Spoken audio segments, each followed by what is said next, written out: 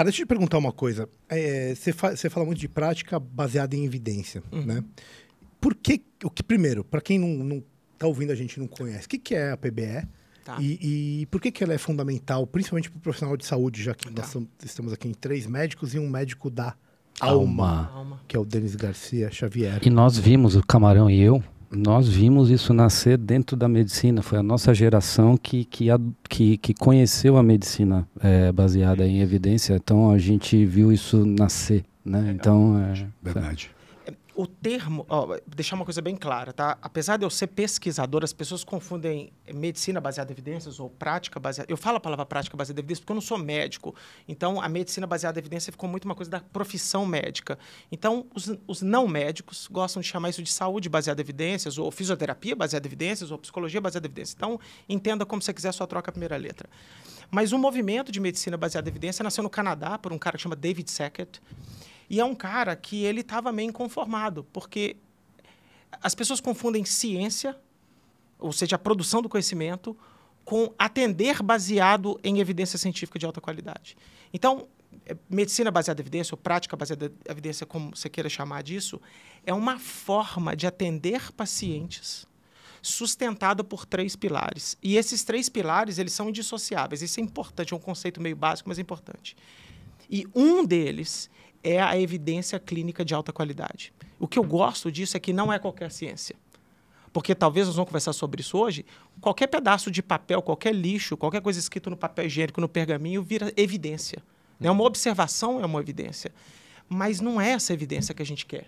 Principalmente pensando em saúde coletiva, pensando num grupo de pessoas, a gente tem que dar o melhor que eles têm. O melhor que a ciência tem no momento. Sabendo de todas as limitações de ciência, sabendo que a ciência é a arte da incerteza, né? Ela não tem certeza de quase nada. Mas do melhor que a gente sabe, a gente deveria aplicar para o paciente. Só que, por si só, ela seria muito quadradona. Bastaria um cara, um bom leitor de artigo científico, e ele ficar simplesmente replicando aquilo no cuidado do paciente. Então, você tem um segundo pilar, que é o cuidar do paciente bem. Então, eu até brinco, eu acho que essa frase é minha, mas provavelmente, se não for, eu copiei de outro e dane-se, é que o cuidado precede a evidência. Então, antes de eu usar as minhas armas que eu tenho para cuidar do meu paciente, eu tenho que ser um bom profissional. Então, eu tenho que ter feito um bom treinamento de base.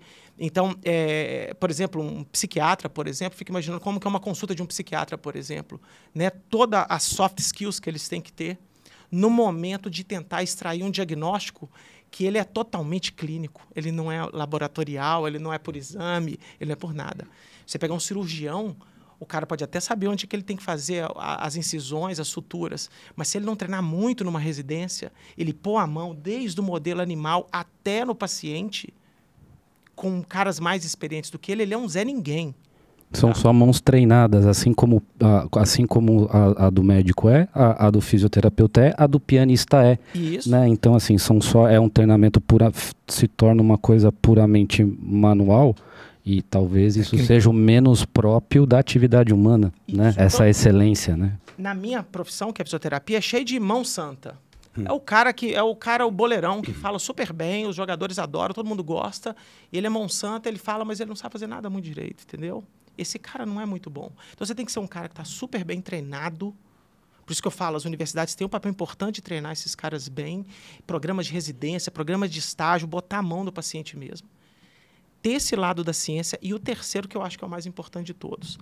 O paciente tem que ser parte integral dessa tomada de decisão. No Brasil, em especial, a minha observação que eu vejo... Eu me formei em 1998, então eu já estou há muito tempo nessa estrada. Os pacientes são muito passivos. Eles não discutem, principalmente com os médicos, que têm um poder... Vocês são muito importantes na sociedade. Se você falar uma coisa, você cala eu e o Denis aqui em 2 palitos, porque as pessoas falam, eles são médicos, eu tenho um filósofo... Aceita e acaba. Aceita e acaba. Vocês estão meio atrás de entes religiosos... Oráculos, o Corpo de Bombeiros, que é uma instituição que a galera adora. É por aí, cara. Vocês são líderes de coisa. Então tem que tomar muito cuidado com o que fala. Uma ideia de questionamento. É um argumento de autoridade que não necessariamente é legítimo, né? Eles te dão uma legitimidade a priori. Isso é uma puta de uma responsabilidade pra você não sair falando groselha, torta direita. Mas né? essa passividade não deriva... Tudo bem, talvez tenha uma mentalidade até, assim, uma certa... uma deificação da figura do médico e tudo. Mas não deriva também de uma baixa formação científica média do brasileiro? Assim, nós somos cientificamente muito ignorantes, enquanto povo, principalmente, porque você não sabe nem o que fazer exatamente, nem o que falar exatamente. Às vezes é tão grotesco o conhecimento que ele... Quer dizer, na verdade, o conhecimento que ele não tem a respeito das coisas. As pessoas têm medo de perguntar para um médico, por exemplo, falar assim... Eu estou falando do médico porque eu estou pensando muito num caso mais extremo. Por exemplo, eu vou fazer uma cirurgia. O cara olhar na cara do cirurgião e falar assim, doutor, existe uma opção não invasiva para mim? Sabe? Perguntas assim.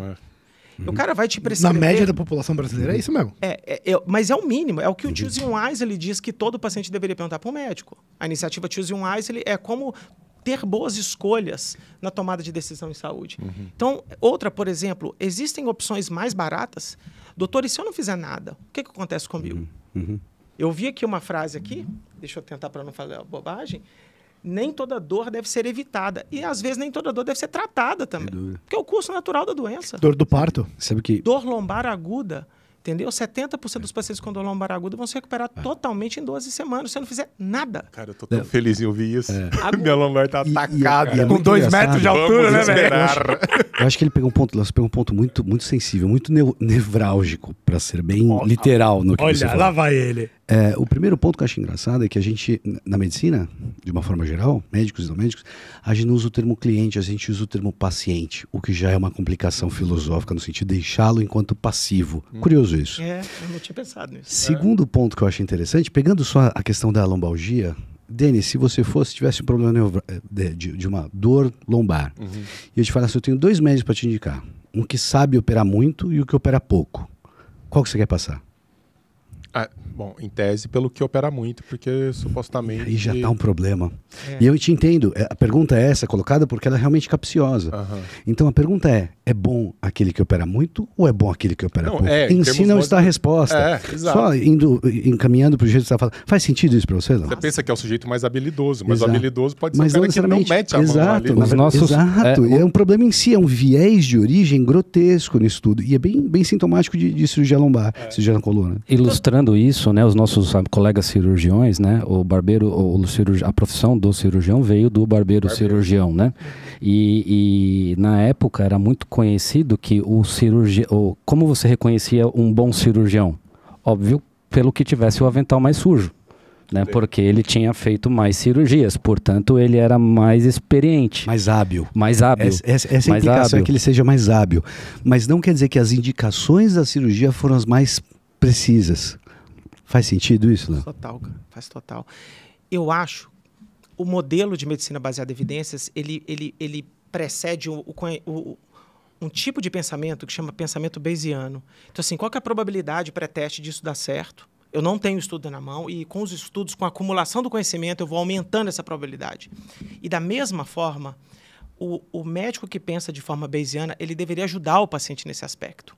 Ele dar as probabilidades que em várias doenças tem isso. Os oncologistas fazem isso muito bem, tá? Porque como eles estão na trilha da vida e da morte o tempo todo, eles precisam pensar de forma probabilística. E falar, olha, o melhor tratamento para esse paciente aqui talvez seja cirurgia e quimioterapia. Porém, os eventos adversos associados a isso e a probabilidade de morte no futuro, ela ainda é muito grande. Será que não é melhor a gente fazer uma outra coisa? Ele vai viver um pouquinho mais, com um pouco mais de qualidade, e ele jogar isso na mesa e discutir com o paciente. Estou falando de jogar passivamente, olha, toma a sua decisão aí. Mas ajudar o paciente a tomar decisões. Então, eu estou usando a palavra cirurgia aqui para ajudar as pessoas, isso que é o mais fácil de todos. Um outro exemplo clássico da ortopedia, você faz uma ruptura do ligamento cruzado anterior. Teve aquele caso horroroso do jogador do Argentino Júnior agora, que ele teve uma luxação completa do joelho. Jesus. Ali é horroroso, né? Ele rompeu o cruzado anterior, o posterior e os 2 colaterais. Deve ter ido menisco junto. Cara, ele tá quase desconectou tudo ele ali. Tá ferrado, porque não dá para fazer ele não dá para reparar todos os ligamentos no mesmo tempo cirúrgico, tem que fazer tudo. Olha que engraçado, eu já montei o prognóstico dele.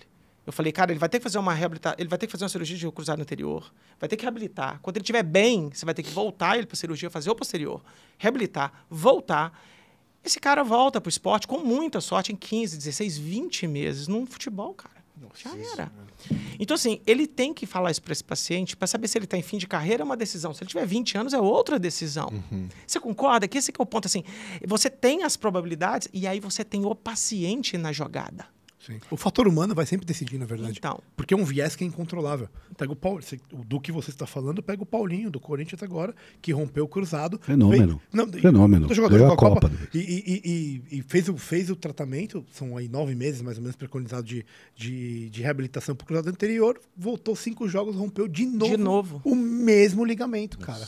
E aí, com 35 anos de idade. Isso não é anormal. É engraçado isso. Isso não é inesperado. Entendeu? Para a lesão de cruzado anterior, ele ter uma reruptura do próprio ligamento. Porque o ligamento nada mais é do que um autotransplante. Você tira um pedaço do tendão da própria pessoa. Eu sou operado de cruzado anterior e você retransplanta para dentro do cara. E você pode ter outro trauma ou o ligamento dele também não ficou do jeito que tinha que ficar e já era. Então, assim, eu acho que o meu sonho de profissional de saúde, de professor de prática baseada em evidência, eu estou nisso há muito tempo, é que a gente conseguisse olhar para os pacientes e falar de forma simples, um pouco mais probabilisticamente, quais são as chances dele. Até porque a clareza é a cortesia do médico, né? Então, assim, não dá para você ter o ato médico sem você ser claro. Né? Então, assim, e aí a gente fala das funções da linguagem, né? Então, assim, o que você está falando? Muitas vezes os pacientes, a gente conversa isso direto com os alunos, né? É a forma de você fazer, é uma função de discurso. Né? Então, assim, você está trazendo uma função analítica, né, para uma função quase que poética. Exato. Porque você está falando o que você está sentindo. Então, você tem que transportar esta poética, né? Você vai fazer uma argumentação de provável, improvável, até você chegar na analítica e depois fazer o caminho de volta. Essa é a arte da expressão. Né? Então, isso é o drama de cada interação do profissional de saúde. Né? E eu acho assim, olha, para deixar muito claro, existem tomadas de decisão que são preto no branco, clear cut. O tratamento é esse, essa é a melhor opção para você e vamos fazer, tá tudo bem, beleza? Pode pagar, né? Ver se o sistema consegue pagar isso tudo, assina a prescrição e o paciente que faça aquilo ali. Agora, existem várias situações em saúde em que você tem uma gama de possibilidades diferentes de tomar decisão. E o paciente não participa disso. Aí, voltando na definição de prática baseada em evidência, ela é a interseção disso tudo. Porque muitas pessoas ficam falando, mas a preferência do paciente é soberana, então ele faz o que quiser. Eu falei, cara, a única profissão que faz o que o cliente quer é outra, não é medicina, não. Se vocês entenderam a piada aí. Opa. Entendeu? É político. Entendeu? Começa com P. Satisfazer o paciente não é isso. Satisfazer o paciente é entender o que ele quer, quais são os desejos dele, se é possível. Um exemplo bobo que eu dou, eu falo assim, o paciente tem fobia de agulha, você vai fazer acupuntura no cara? Não é muito inteligente.